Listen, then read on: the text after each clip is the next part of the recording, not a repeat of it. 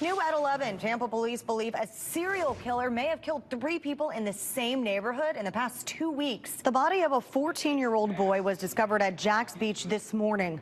We told you yesterday when he went underwater and crews couldn't find him. The water is rising in one St. Johns County neighborhood that has been flooded since Hurricane Irma.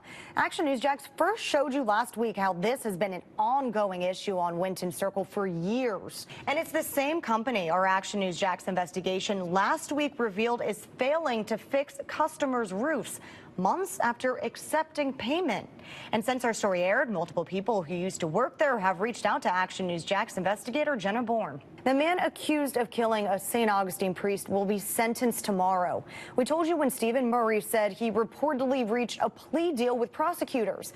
He says he will serve life without parole and avoid the death penalty. A $25,000 reward is being offered for information leading to an arrest and conviction in the Tampa murders. The job market has steadily improved since the recession, and a new report shows who's been doing the hiring. Thanks for joining us on Action News Jax at 10. I'm Danielle Avitable.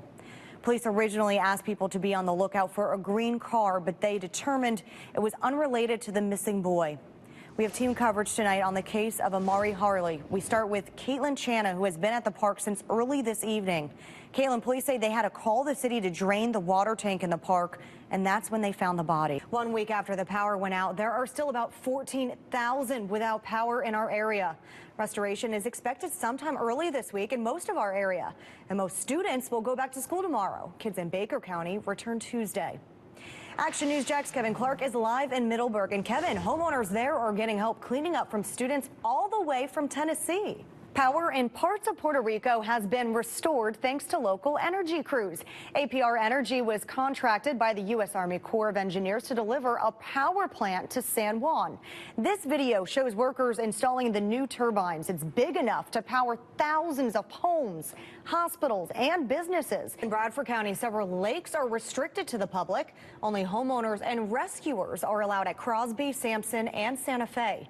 The sheriff's office says boaters are in danger of striking unseen docks, and it could cause serious injury. Right now, JSO is investigating a shooting in Durkeeville.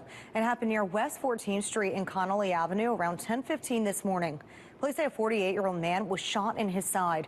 He's expected to be okay, and police say they have no information on the shooter. But the rain is only part of the problem for some of our communities. Action News Jax Beth Russo joins us live. And Beth, you've been out there for about an hour now, and the winds are starting to pick up. The trial for a man accused of shooting an undercover detective starts tomorrow morning. Kevin Rojas was arrested in March 2016. A jury was seated this morning, and investigators say he fired 3 times when a detective tried to pull him over. And I'm Danielle Avitable in for Tanika Hughes. Detectives Brian Durrell and Ty Bell were found unconscious in the same home near Naval Submarine Base Kings Bay. Action News Jax Amber Kriska joins us live in Camden County. Amber, you spoke to several friends and neighbors who say they're heartbroken and confused. A couple in Orlando opened their Amazon packages and found 65 pounds of marijuana. The two ordered 4 empty bins, but when the packages arrived, they felt much heavier than expected. They say as soon as they opened them, they were hit with a strong odor of pot. Now, police are investigating where the drug came from.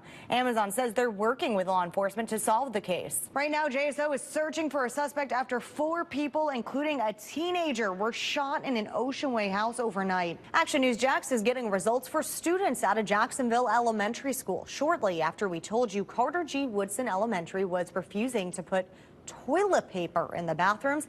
A district spokesperson called us and said it was returned to the stalls. Some members of Congress are now trying to repeal the Ensuring Patient Access and Effective Drug Enforcement Act of 2016.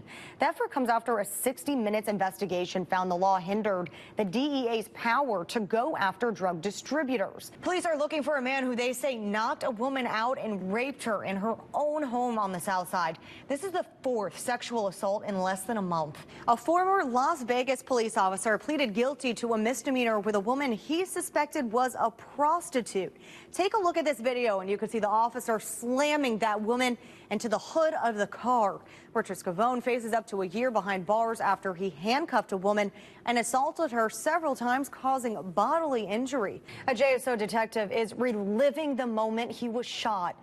Today he testified against his suspected shooter, Kevin Rojas. New at 11, pollution killed an estimated 9 million people on the planet in just 1 year. That's according to a new study. The Trump administration plans to collect social media data of foreign visitors to the U.S. This is something lawmakers on both sides of the aisle have been pushing for since the San Bernardino shooting in 2015. The Department of Homeland Security spokesperson says it's not as big of a deal as it sounds, saying this does not represent a new policy, and DHS can and does already monitor some social media activity. The investigation closed a stretch of 103rd Street for several hours. Good evening, I'm Danielle Avitable. Deputies, canines, and even a helicopter were searching the area near 103rd Street and Hillman Drive. A more than 1,000-mile journey to fight Alzheimer's. That's why a team of cyclists are riding through Jacksonville this evening. The ride is named for legendary basketball coach Pat Summitt, who died after a battle with the disease. And lower humidity was my favorite part of that Just forecast. briefly in the morning, but then it warms back up. Of course. Well, thanks for joining us for Action News Jax at 11.